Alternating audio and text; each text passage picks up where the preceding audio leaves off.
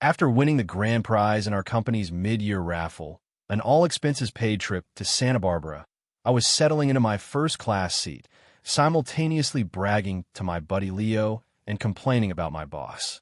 Phone's going on airplane mode any second now, I texted. Finally, a few days away from your sister, the Dragon Lady. You have no idea how much of a tyrant she's been lately. A delicate, expensive-smelling perfume wafted over my shoulder. The woman in the seat ahead of me turned around. She had bright, sharp eyes and a perfect smile that was currently twisted into a cold, knowing smirk. "The Dragon Lady," she said, her voice dangerously smooth. "Are you referring to me?" A jolt went through me, the familiar shadow of her authority washing over me once again. Just an hour before boarding, she'd been lighting up our team's Slack channel, tagging everyone in a brutal takedown of our latest project. And I'd gotten the worst of it. "Ethan Hayes, what is this?" "This is the third draft, and each one is worse than the last. The company pays you to deliver results, not to warm a chair, and you have the nerve to go on vacation after turning this in. If the client isn't happy by the time you're back, don't bother coming back at all," I had grumbled to myself. Then, "It's not like I begged for this trip. It's a company prize. It'll be stupid not to go." Out loud, I had typed back a suck-up reply. "Chloe, right? I'm happy to focus on work. Maybe we can just cash out the prize. I'll stay here and nail down the revisions." A long pause followed before her reply came.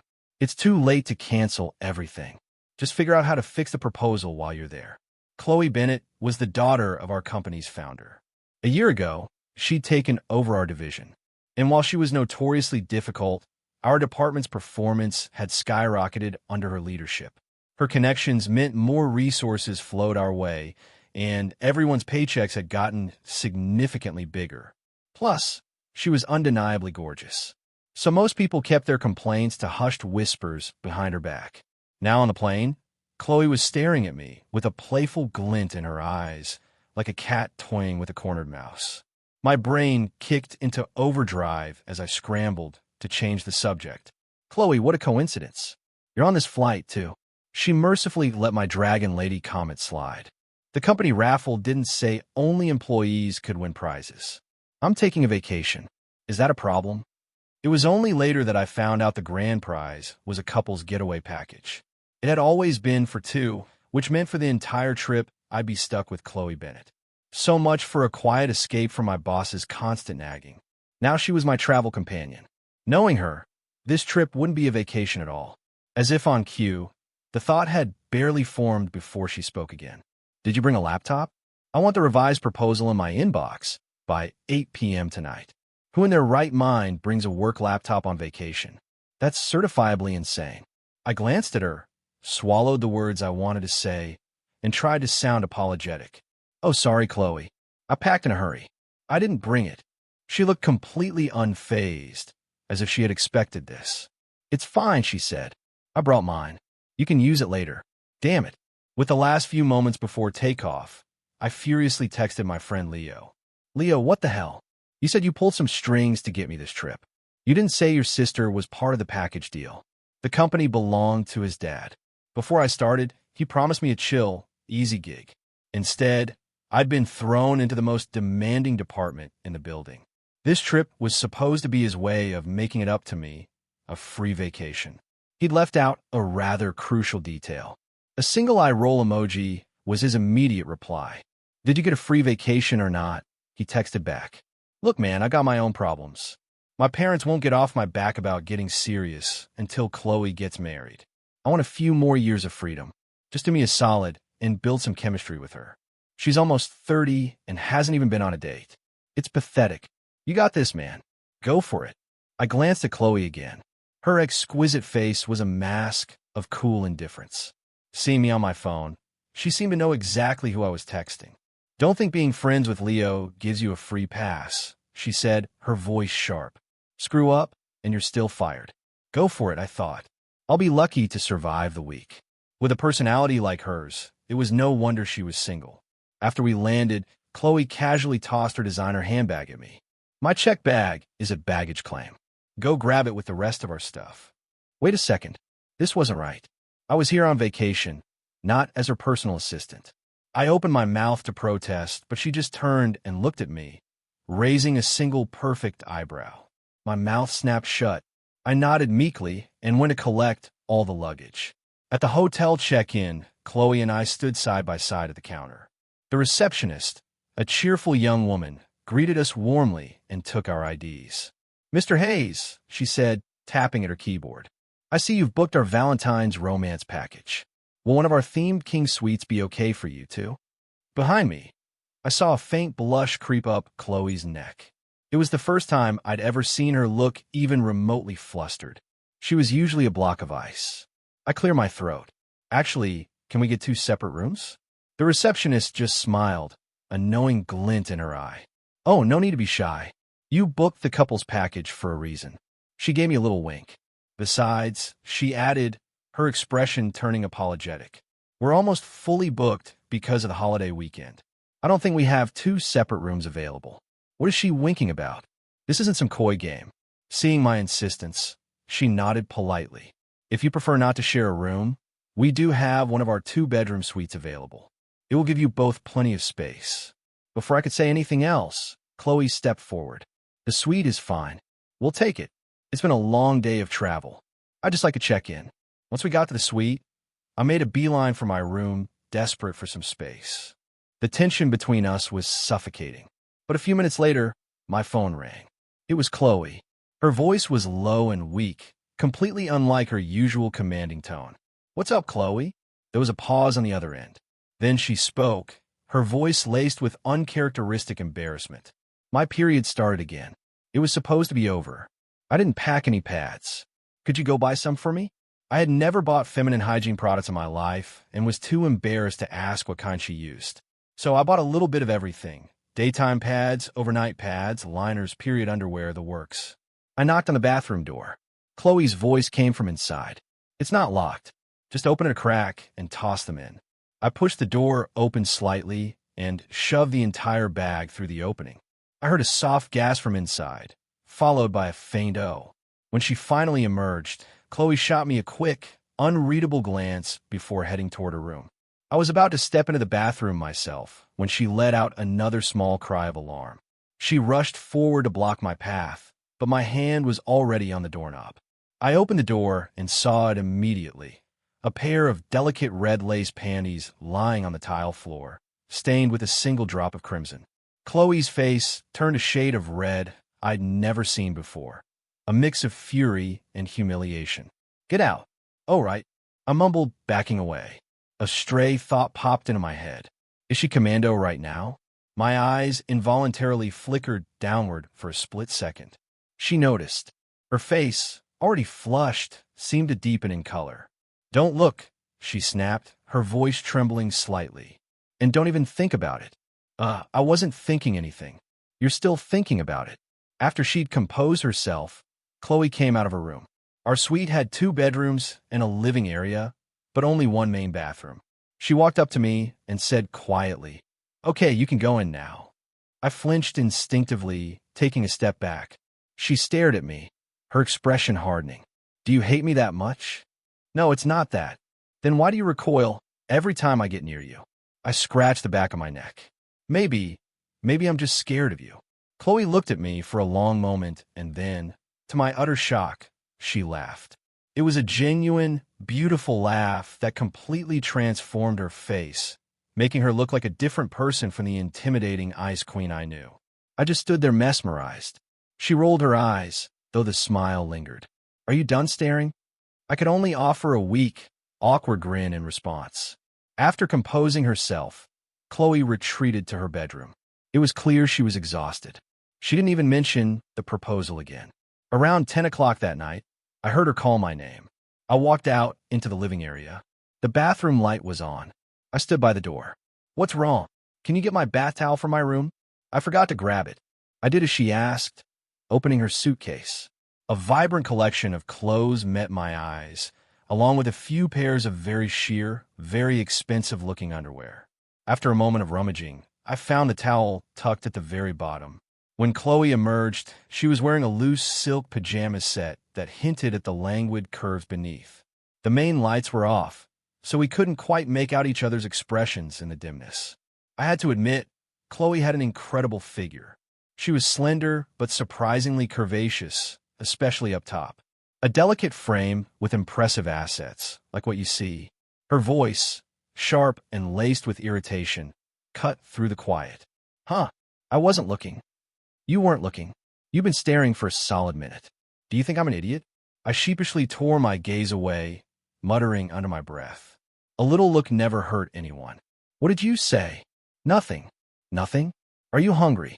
I asked, remembering she hadn't eaten. She hesitated, then nodded. I ordered some food for her through DoorDash. A few minutes later, there was a knock at the door. That was fast. It hadn't even been 5 minutes. I checked my phone. The app still said the driver was on their way. Chloe had already gone to the door and brought the small paper bag inside. She looked at it, puzzled. Ethan, what did you order? This feels really light. She tore open the bag and pulled out a box of Trojan condoms and a bottle of lubricant. For a moment, Chloe didn't seem to process it. She read the text on the box out loud, her voice flat. Ultra-thin, bare skin feel. Then, comprehension dawned. She fell silent, slowly turned to look at me. Her eyes were a mixture of confusion and a new profound level of disdain, as if to say, what is this? I was completely frozen. That's not what I ordered. It's not. Her voice dripped with doubt. Of course not. What kind of person do you think I am? A cold smirk played on her lips. Lately, I'm not so sure. My behavior today, from a staring to the bathroom incident, wasn't exactly helping my case. My denial sounded weak, even to my own ears. Chloe, look, I said, pointing at my phone. My order is still on its way. This has to be a mistake. The driver must have delivered the wrong order. Chloe nodded slowly. I understand. Hearing that, I breathed a sigh of relief. It's just a misunderstanding. I'm glad you get it. A man and a woman alone in a hotel suite, she continued, her voice dangerously calm. I can understand you having certain ideas, right? Exactly. Wait, no. What ideas? I don't have any ideas. She gestured vaguely toward her chest. Then why were you staring at me earlier? She was backing me into a corner again, that faint predatory smile returning to her face. It was the same look from the plane, the cat playing with the mouse. A rush of frustration and something else flooded my brain, and the words tumbled out before I could stop them. So what if I was having ideas? It's not like you'd do anything about it. Chloe was clearly taken aback by my outburst. She paused for a beat, then replied, her voice dropping to a low murmur. Not right now. I'm on my period. The entire suite plunged into a dead, echoing silence. The silence was finally broken by another knock at the door, the real DoorDash driver. The previous delivery had been a mix-up. An order for room 9002 had been brought to us in 911 by mistake. See, I said, forcing a laugh to cut through the tension. I told you it was the wrong order, but Chloe didn't respond. She was just staring blankly at the ceiling, lost in thought. Even when I unpacked our food and called her to eat, she didn't move. Chloe, hey boss, what's up? You're not ignoring me, are you? She turned and shot me a glare filled with a strange, frustrated anger, then huffed and stormed back to her room. Hey, where are you going? The food's here. Aren't you going to eat? Not hungry, she yelled through the door. Wow, you must not be that hungry then. More for me, I guess. Choke on it. It definitely felt like she was mad at me, but I couldn't prove it. Then again, she was on her period. Mood swings were probably part of the deal. I opened the containers, a creamy pumpkin soup and a light spring roll. I had just taken my first spoonful when click. Chloe's door opened. She walked out, plopped down on the sofa next to me, grabbed the spoon I had just used, and scooped a mouthful of soup in her mouth. Chloe, what? Nothing. Go ahead. I decided it was better to just let it go. My phone buzzed with a notification from the unofficial work group chat our team had. Has anyone heard from the boss today? It's weirdly quiet. No, something must be up. This isn't like her at all. I typed a quick reply. She's probably just tired, taking a rest. How would you know? Are you with her or something? I sent back a series of periods. Haha, just kidding. How's the vacation? It's complicated. I glanced over at Chloe, who was now scrolling through her phone while eating. Her brow furrowed, and then she looked at me. Book my laptop for my room. I stared at her. What? I checked the time. It was nearly midnight. She couldn't possibly want to work now, could she? I should have known better. When it came to work, Chloe Bennett was relentless. Her motto was to never put off until tomorrow what could be done today. She hadn't had time to properly review the proposal that afternoon, and now that she had, she was going to deal with it. I brought her the laptop, then turned to head back to my room. Chloe looked up, her expression once again reverting to the cold, detached boss I knew. "Where are you going?" "To bed. It's getting late. You should get some sleep too, Chloe. Come here. Sit with me and go over this. It's your proposal after all. Since I haven't given you any new assignments, you can sit here and learn something." Ugh, was this a vacation or a punishment? We worked on the proposal until well past 1 o'clock in the morning, with Chloe dissecting every detail while I took notes. "Organize these revisions and send them to me tomorrow," she commanded. I stifled a yawn and nodded. Just then, a strange sound echoed from the room next door. The hotel's soundproofing wasn't great. In the dead of night, every little noise was amplified. We could hear it clearly from the living room, a series of low moans rising and falling in waves. The whole affair was surprisingly brief. After about 3 minutes, the room next door fell silent. "Damn it," I grumbled internally. "Can't even keep it down in the middle of the night. And for what, 3 minutes? Pathetic." I turned back and saw Chloe's face was flushed with a clear hint of embarrassment. Seeing the composed Ice Queen look so flustered was a first. I stood up to leave, but Chloe called out to me again. "Ethan, help! Help me up. My legs are asleep." There were no proper chairs in the living area, and she had been sitting cross-legged on the floor the entire time. Now, when she tried to stand, she couldn't move. I tried to help her up, but she was too wobbly to even stand on her own. Finally, I sighed and turned my back to her. "Look, I'll give you a piggyback ride to your room. I'm exhausted and I just want to get to bed." Chloe hesitated for a moment behind me before finally wrapping her arms around my neck. I stooped down, hooking my arms under her legs to lift her. She was surprisingly light and soft. She let out a tiny gasp as I lifted her, but didn't say anything. Her room was dark. As I stepped through the doorway, my foot caught on something, and I stumbled. My body pitched forward, and we went crashing to the floor. I landed with a heavy thud that knocked the wind out of me. Chloe, cushioned by my fall, let out a sharp cry. "Ethan, are you okay?" "Yeah, I'm fine." Just then, the moaning from the room next door started up again, even louder and more frantic than before. Oh, for God's sake, I thought. Did that idiot think our crash was some kind of challenge? We were supposed to be on vacation, but the next day was spent cooped up in the hotel room revising the proposal. It wasn't until 3 o'clock in the afternoon that I finally finished it and posted it in the work Slack channel. "Chloe, the proposal is complete. If she bothers me with one more work-related thing on this trip, I'm submitting my resignation the second I get back," I vowed silently. Leo Bennett is the most unreliable friend on the planet. My phone started buzzing nonstop. I glanced at the screen and saw the Slack channel was flooded with messages.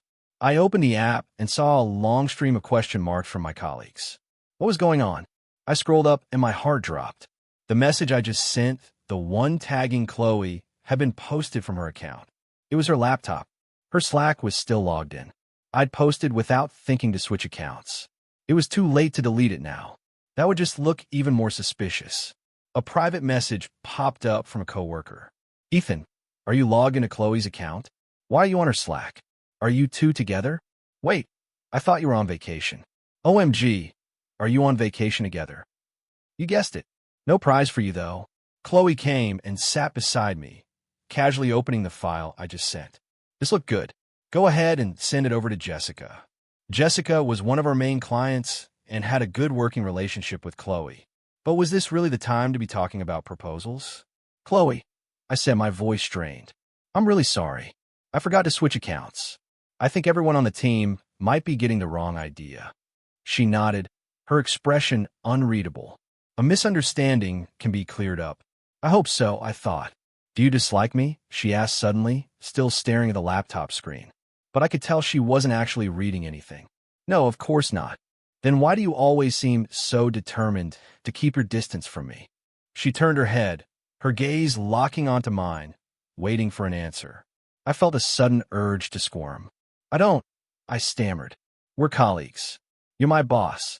It's normal to have professional boundaries. Besides, you're pretty intimidating to everyone. Chloe considered this, then nodded. She didn't press the issue, just said, I see. After a moment of silence, she looked up at me again. If I wasn't like that, would you be willing to get closer to me? I just stared at her, speechless.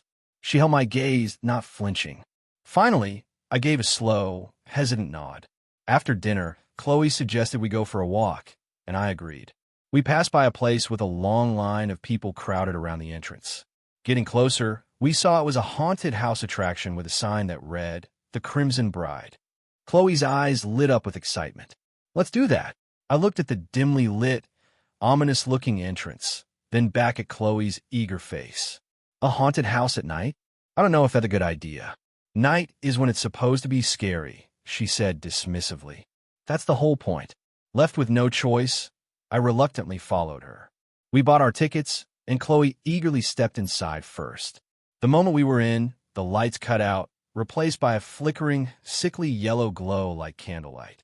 A crackling voice echoed from a hidden speaker. Welcome to the Crimson Bride. The entrance is now sealed. You have 30 minutes to escape. Good luck.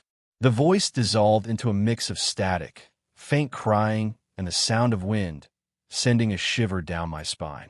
Chloe, however, looked thrilled, not scared at all. Then, whether intentionally or not, she reached out and took my hand, her fingers lacing through mine. I told myself she was just nervous. Hand in hand, we made our way through a long, dark corridor that opened into a room. On either side were altars lined with memorial tablets. Directly in front of us stood a large red coffin. Suddenly, the coffin lid rattled. A figure in a red wedding dress, its face hidden by a veil, sat bolt upright. Ah! Chloe screamed, throwing herself against me and burying her face in my chest. I could feel her whole body trembling. But her scream didn't sound like one of terror. It was more like a release, a cathartic burst of emotion. I instinctively wrapped my arms around her, holding her tight. We stood like that for so long that one of the scare actors, seeing we weren't moving, finally broke character. Guys, you can keep going now.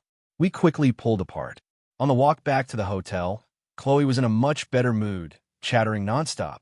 That place was so lame, not scary at all, and the actors were terrible. There was no interaction. Seriously, that last guy just telling us to move on, I almost died laughing. She spent the whole way back critiquing the haunted house's lack of authenticity. But later that night, just as I was about to go to sleep, she knocked on my bedroom door. Ethan, can you come sit with me for a bit? She whispered when I opened it. Every time I close my eyes, I see that ghost in a red dress. I roll my eyes, a classic case of all talk. I told her it was a bad idea.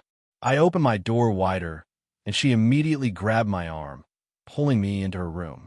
The gesture was surprisingly natural, as if she'd done it 100 times before. Okay, you can go to sleep, I said, finding a comfortable spot on a chair near her bed. I'll stay right here. Don't worry, there are no ghosts, and if there are, they'll have to get through me first. You can't leave, she said quietly, looking at me from under her covers. I know I won't.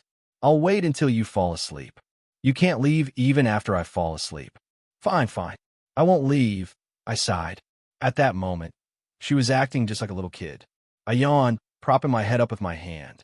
I don't know when I drifted off, but the next thing I knew, I was resting against something incredibly soft and comfortable. When I opened my eyes, I was in her bed with my arms wrapped around Chloe. She was awake, too, her eyes wide open, just staring at me. As our gazes met, a deep blush spread across her cheeks. I panicked, scrambling off the bed as if it were on fire. Chloe, you have to let me explain.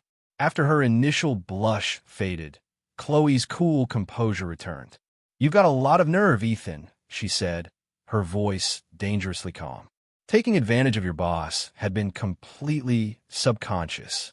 I wanted to blame her. After all, she was the one who dragged me into her room. She sat up, the duvet falling away to reveal a pair of long, pale legs. Her hair was a mess. She ran a hand through it, a sleepy, unfussed look on her face. Get dressed, she said. We're going out today. Chloe was in high spirits. We spent the morning at Stearns Wharf and the afternoon at the Sea Center Aquarium. At one point, she bought a stick of fried calamari and held it up to my mouth. Have a bite. I shook my head. No thanks. Why not? You ever hear that joke? Why don't scientists trust atoms? She looked at me puzzled. Why? Because they make up everything. Ethan stared at Chloe for a second, then burst out laughing. That's so dumb. She pulled the calamari back.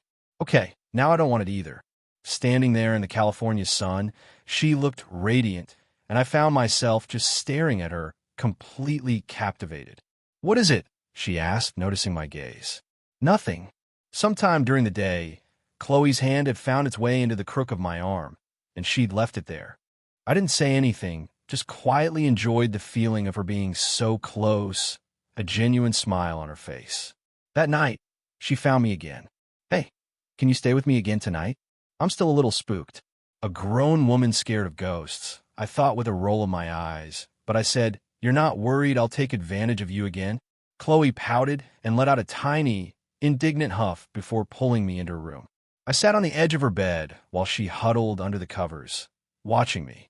Ethan, do you have a girlfriend? She asked out of the blue. No. Is there anyone you like? Looking at her, my heart skipped a beat. No, I said, perhaps a little too quickly. I see. A moment of silence passed, and then we heard it again. The low moans from the room next door. Damn it, they're at it again. It had been like this every single night. Chloe's face turned bright red. Ethan, she said, her voice barely a whisper. Are you tired? You could lie down for a while. I don't think that's a good idea. My mouth said one thing, but my body did another. A moment later, I was lying on the bed, face to face with her. An impulse took over, and I heard myself say, Can I hold you? Chloe didn't answer. Taking that as a yes, I reached out and pulled her closer. She didn't resist, melting into the embrace with a surprising stillness. After a while, she spoke. How long are you going to hold me? Just a little longer. How long is a little longer? 5 minutes. You've already been holding me for a while, she protested weakly. Okay, for 4 minutes and 50 seconds. That's not how it works. Fine, I mumbled. You tell me. 1 minute, she said firmly. Deal. She actually started counting down, but when she got to 20, I started counting with her. 20, 21, 22. It took her 2 rounds to realize what I was doing. You're cheating. I just hummed in response. She fell silent after that, no longer counting. She just shifted slightly, resting her head in the crook of my arm. A few moments later, she tilted her head up and looked at me. Ethan, kiss. Kiss me. Her expression was hazy, her eyes filled with a kind of wild vulnerability. I felt my own self-control fraying piece by piece. I leaned in and met her lips. Soon, the engine of a sports car in room 901 roared to life, its thunder echoing down the highway. I sat confidently in the driver's seat, hands expertly gripping the wheel, navigating every turn with fluid grace. Chloe, in the passenger seat, held on for dear life, a breathless gasp on her lips. As we tore through a series of hairpin turns, she lost all sense of direction, crying out with a release that had been pinned up for far too long. Meanwhile, the old clunker from room 92 couldn't even read our license plate as we left in the dust. The driver tried to speed up to catch us, but after 3 minutes, his engine sputtered and died completely. Damn it, the guest in 92 muttered, staring at the ceiling. Did the guy next door pop a Viagra or something? It's been 3 hours. His voice was a bitter mix of envy and defeat. The next morning, I woke to find Chloe sitting on the edge of the bed, staring into space. A matching set of lace lingerie, the one I'd removed last night, lay discarded by the pillows. When she noticed I was awake, a flicker of embarrassment crossed her face. Ethan, she began, her voice hesitant. I'm sorry. I've been under a lot of pressure lately. She paused as if trying to find the right words. Last night. Pressure. I thought back on her behavior over the past few days. The haunted house, the playful dates. It had all felt like she was letting go, releasing pin-up emotions. Someone as meticulous and driven as her must carry an incredible amount of stress. Is that all it was?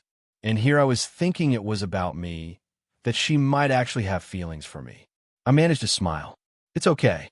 Everyone has pressure. We all need a way to let it out. We're both adults here. We could just leave it at that. No need to ever bring it up again. A look of pure shock followed by a shadow of disappointment crossed Chloe's face. Her voice was barely a whisper when she spoke. Is that really how you feel?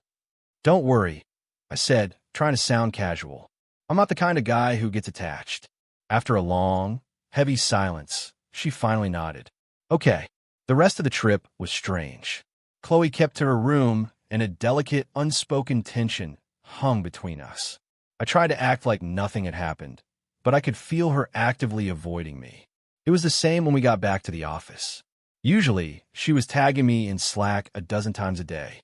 In the days after our trip, there was nothing but silence. At my desk, I kept getting the feeling that someone was watching me, but whenever I looked around, I saw no one. Finally, I couldn't take it anymore and cornered her brother, Leo. When I explained what had happened, he did a spit take with his soda. Wait, you're telling me my sister is ignoring you now? Keep your voice down, I hissed. I need you to help me figure this out. What's going on? He looked at me dead serious.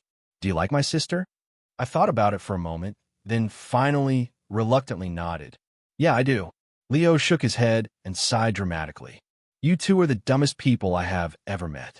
What's that supposed to mean? I'll let you in on a little secret, genius, he said, leaning in. It was my sister's idea for you to go to Santa Barbara. She told me to buy the couple's package. She told me to rig the raffle so you would win. Do you get it now, or do I need to draw you a diagram? My jaw dropped. What? She wanted to go on a trip with you, but was too proud to ask directly.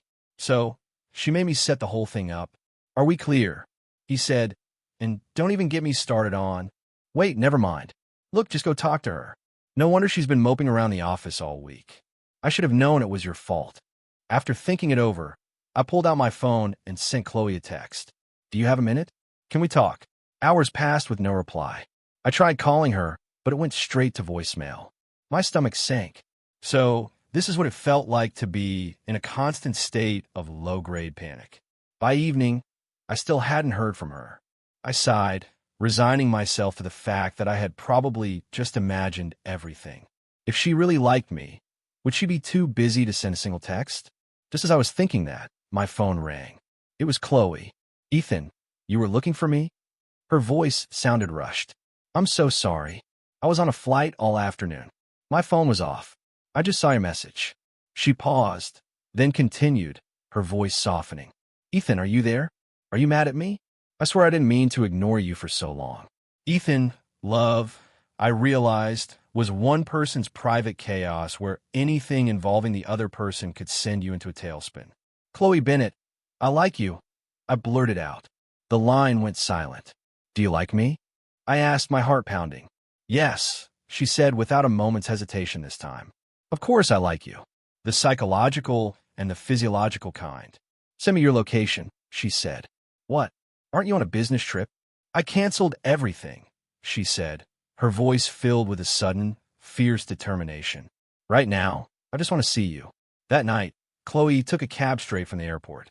The driver drove for 8 hours straight to get her back. The moment she was out of the car, she came directly to my apartment. She stayed for a day and a night, and she never left. Chloe moved in with me. It was like living with two different people.